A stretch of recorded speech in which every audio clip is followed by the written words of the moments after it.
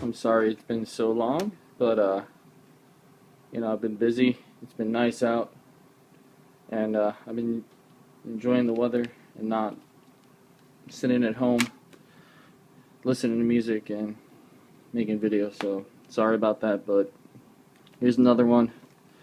And as you can see, this is about Please Please Me, and this is the vinyl version of the 2009 remaster here, and it's almost. And this is something this is a revelation that I've come across these last few weeks, that these are almost exact replicas, but they are not.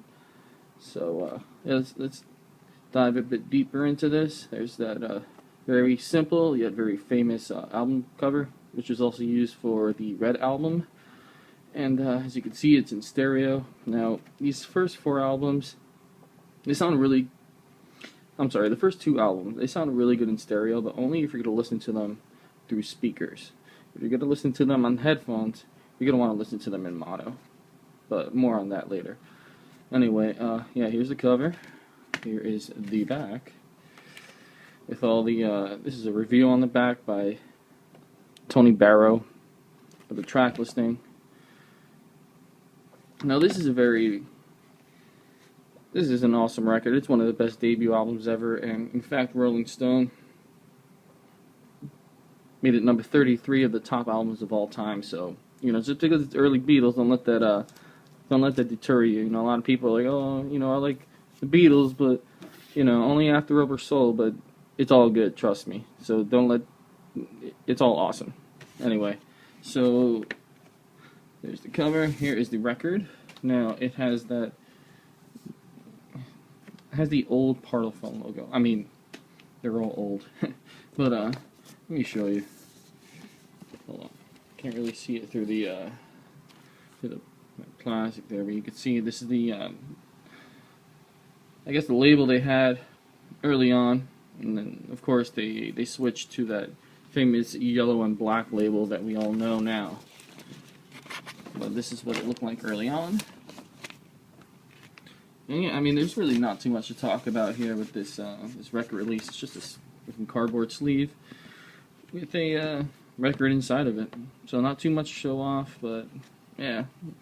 No, another thing I like about all these vinyl releases is that they don't stick a barcode on there. So yeah, it looks pretty authentic, but it's not exactly 100%. I'd say it's about, I don't know, 95. There's a few subtle differences between this and the one that was actually released in 1963. And I'm going to show you what those differences are, because I do also have the the mono remaster from 2009. Now, these are exact replicas of the original records that were released in England back in the 60s. Let me get this son of a bitch open. Alright. Now, there's the cover, right? There's the back. Now, the original records did have these folds on there. Okay? So, it's actually two pieces of cardboard kind of glued together. This is in mono, because this is from the mono box set, which I got recently. I'll show it off at the end of this video. So now the sleeve here comes in this. It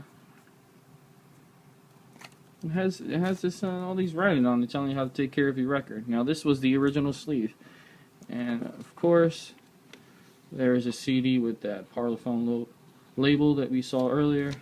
Now I find it kind of ironic that this CD release is a more accurate representation of what was released on vinyl back in 1963 than the vinyl. So, but it's still awesome. They're both awesome. And you know what? Mono is the way to go. It sounds good on speakers and in headphones. It doesn't have that kind of duphonic instruments on one side and vocals on the other that the stereos suffer from. So put this to the side. Next up, I'm going to show off the 1987 CD release here, which is this was also on mono too, but it's not indicated on the top here. And now that I look at this, this isn't even like a replica of the. They didn't even get the album cover right in this one. It's a bit greener. I don't know if it's because I've had this for like 12 years, but as you can see, let's take a look-see. And it doesn't say "Please Please Me" up here. It doesn't say mono or stereo. Well, this isn't mono, so. But yeah. Anyway, let's put that back. There's the back with all the songs. Probably done on some sort of I don't know, word processing program from the 80s. There's the CD. I put this white back on here. It didn't come like that. Here's the book, which is there's nothing in here really except for the that review that's on the back of the record. They put it on this book. So yeah, I got a nice natural light coming in today. All right. So yeah, there's that. Really cool. Actually, what am I talking about? This sounded kind of shitty, but you know, this is what I had for 12 years, so it did the job. You know, it's the music that really counts. So yeah.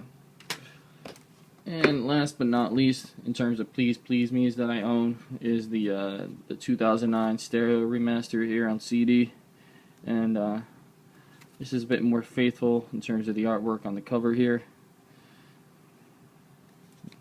And there's the back with a cool new period photo of the Beatles here. And I don't know why these all say 33 1/3. It's a CD, but whatever.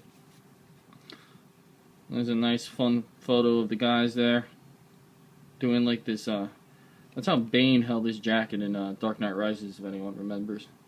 Whatever. He probably got it from the Beatles. And there's that cool car photo. It's a different shot. I don't really like that. Look at Ringo's hair there. Look at. There's kind of a bowl cut going on. And there's another shot. Looks like Liverpool was kind of a dump back then. If these were taken in Liverpool, I don't know. There is the CD. Looks exactly the same as the mono, but it says stereo on it. And let's see. Check out the book. Show you. There's the book. Nice, nice glossy paper there. There's the back. That's a cool picture. Rare color picture of the Beatles from the early 60s. You don't really see those too often. There's a nice photo there in Liverpool. And there's that review that was on the back of the record there. Some really cool, I guess, rehearsal photo there. Cavern Club. More cavern pictures. There's that famous photo with them by the beat up car. One of my favorite pictures of them, actually. I guess this is them recording the album. This might be from Love Me Do, come think of it. More photos. Another cool photo. I think this was used on the VJ album. I forget what that one was called. The one that everyone counterfeits. There's another cool photo. I think this was new to this release of the album. Some alternate album cover here. Another one, and the back again. So, yeah, pretty cool, huh? And, yeah, I mean, if you're going to get one, I've said this before in my other videos, but if you're going to get just one version of Please Please Me or any of the Beatles albums, I would go with these 2009 remasters here. Fairly easy to find. They come with a cool book. They have a mini documentary on all of them, so you just like stick it in your computer and starts playing. I think it's like 5 or 6 minutes long, talking about the album and all that. A lot of it's like excerpts from the Beatles anthology, if you've seen those, but you know, it's still cool. Anyway, that's the 2000. That's all I gotta say about Please Please Me right now. Now let me just briefly show you the mono box set that I got here recently. I got a good deal on this, actually. I got it new for I think $130 on GoHastings.com, and it's a trusted site. So I know there's a lot of counterfeits going around of this, but you know, mine isn't counterfeit. But yeah, let me just show these. Where's the front? I don't know. Well, here's the book. being that all these are kind of mini records, they don't have like any kind of liner notes in them, so they gave this, comes with this cool book talking about, you know, the differences between the stereo and mono versions of the albums. And then it goes into, it starts talking about the tracks on the mono masters, which is cool, and it has some cool alternate photos that are exclusive to this box set. Let's see, a cool picture from Hey Jude and from Revolution there. John looking Amish. George is looking pretty Amish too, actually. Let's see. Keep going here. Look how happy they are. George is somewhere else again.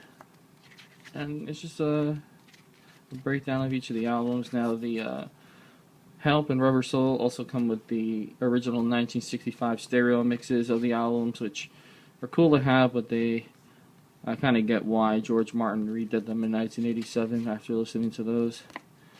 Yeah, it's cool. Let me quickly go through these. I'm not going to open all of them. I may open the White Album because it has some cool stuff in it. Here's Meet the Beatles, A Hard Day's Night. Here is Beatles for Sale. This is actually a gatefold. I'll open this one. There's actually something to see here. So, gatefold, and it actually comes out of the side here. It's kind of weird. Get out of there, too. Okay. I'll put that there for now. There's Help. Rubber Soul. As you can see, all of these kind of have those folds, so it's like a 2 cardboard thingy. Here's Revolver, my favorite album of all time. There we go. Sgt. Pepper. This is kind of one worth opening. Trying to keep this shorter than 15 minutes here. So there it is, folds here. It comes with the cutouts. Fuck back in there, come on. Come on, go back to your home. There you go. And psychedelic pink sleeve or red or whatever fuck color it is, who cares. The back. Let's see. Magical Mystery Tour. This is, I don't know if you guys saw my Magical Mystery Tour video, but I said that the book was built into the vinyl, and there's the proof. I'm not going to flip through all of it, but as you can see, it's almost like a little book. Magical Mystery Tour book here. And the White Album. Now, the original White Album in England opened from the top, which is pretty cool. So if you guys are looking for an authentic English version, early copy, they open from the top. And there it is. Folds again. Nothing on the back. Of course, it's all white. Hence the name, White Album. Poster. Black sleeves. I gotta pull them all the way out.